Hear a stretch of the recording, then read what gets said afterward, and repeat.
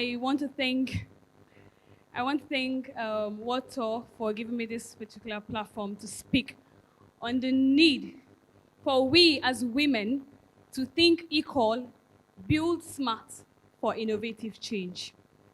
When Moses called me for this particular topic, I remember the scenario. Oh, can I remove this, please? I want to look around. So I remembered something. When I was in JSS1, I called all my fellow classmates. We were gisting, and I called all the ladies. I was like, I was telling them how we need to stand up for ourselves, how we need to take care of ourselves. I think I was 12 back then. So how we need to stand up for ourselves, take care of ourselves, and make our hair, iron our uniforms and all that. So I never knew my French teacher was at the back listening to us, behind. So when he came in and he was like, wow, Timmy, our woman leader. So that name stuck with me throughout my secondary school. People call me woman leader. So when Moses called me and gave me this particular topic, and I was like, probably it's high time for me to speak as a woman leader. Anyway, that was a joke anyway. So, growing up, I had this particular mentality that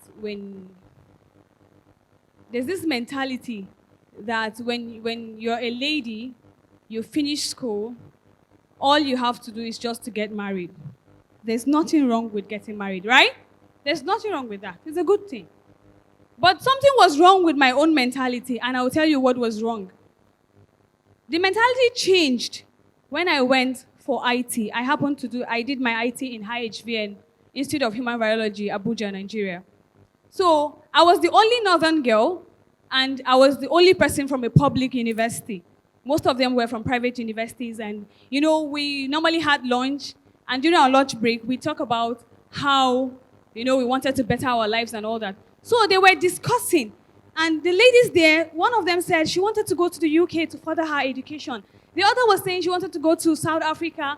They said they were somewhere, like, I want to become a photographer, stuffs like that.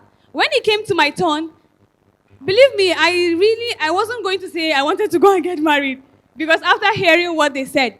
So they said, Timmy, what do you want to do? I said, I've not figured it out yet, but soon I will. So from there and then, my mentality changed.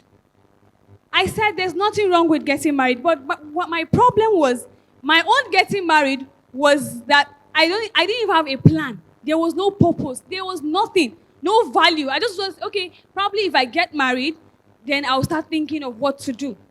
That was my own mentality, and it changed that day. I believe there are some of us here that have that particular mentality. As women, sorry, I'm going to be very biased here. As women, we need to think beyond what we see. We are so much more than the hair, the makeup, the shoes, the bag, and the clothes. We need to think beyond that. We need to think, who says it's a man's job? Who says we cannot have female barbers? Who says we cannot have female photographers? Who says we cannot have female carpenters? Who said that? We need to change our mentality. And let me tell you something. Do you know that if a woman should become a barber, she will do it better? That saying that said, what a man can do, a woman can do better, it's true. It's not just a common saying. It's true. She will add her shampoo to wash the man's hair. She will add perfume when she's barbing the hair. She will do it better. We need to think beyond what we see. You're not just wearing skirt or tying scarf or anything. You have value. And you need to build capacity. As a woman, you need to build, I can't even stress that, you need to build capacity. There are times, standing here before you, I'm speaking, I'm building capacity. I told myself one day, this is just, I'm telling you the truth now. I'm not saying it because of this event. I told myself one day that I am going to be the wife of the president of Nigeria. Yes. My dream is that big. That was what I told myself.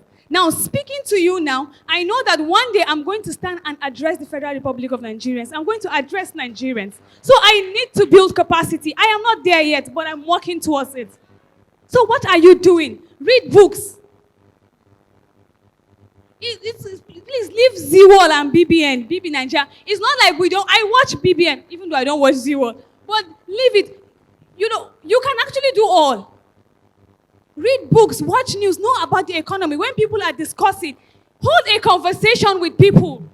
So many of us cannot hold a matured conversation, an intelligent conversation with people. Talk about the economy. You cannot know anything. You cannot know everything, I understand. But at least have an idea of something. I remember one time we were holding a discussion with some people and they were talking about Adele, the musician. I had no idea what they were saying. I was so embarrassed. So since that time, I told myself, even if I don't know the discussion, you're holding, I carry my phone, I Google it. Then I chip in. You didn't feel as if I know it, as if I'm chatting. I'm Googling. So that I can at least contribute to what you're saying. What are you doing? We have our mobile devices. Ladies, I don't know if I'm talking to you. And please, now let me just shift a bit. Because I only have 5 minutes. Let me shift a bit. There's a need for us to educate our men. There's a need for us to educate our men that we don't only belong in the kitchen or the other room. We don't only belong to the kitchen or the other room, even though we are good at it anyway. We also belong to the boardroom. We deserve a seat at the table. We deserve a seat. Because we have built capacity, so we understand that when we make decisions, we make life-changing, transforming decisions for people that concerns our state, that concerns our nation at large. I forgot to tell you the reason why I said I wanted to become the wife of the president. So many people ask me, Timmy, why not the president of Nigeria? It's possible to become the president of Nigeria. It is possible for every lady. But I want to become the wife of the president. Do you know why?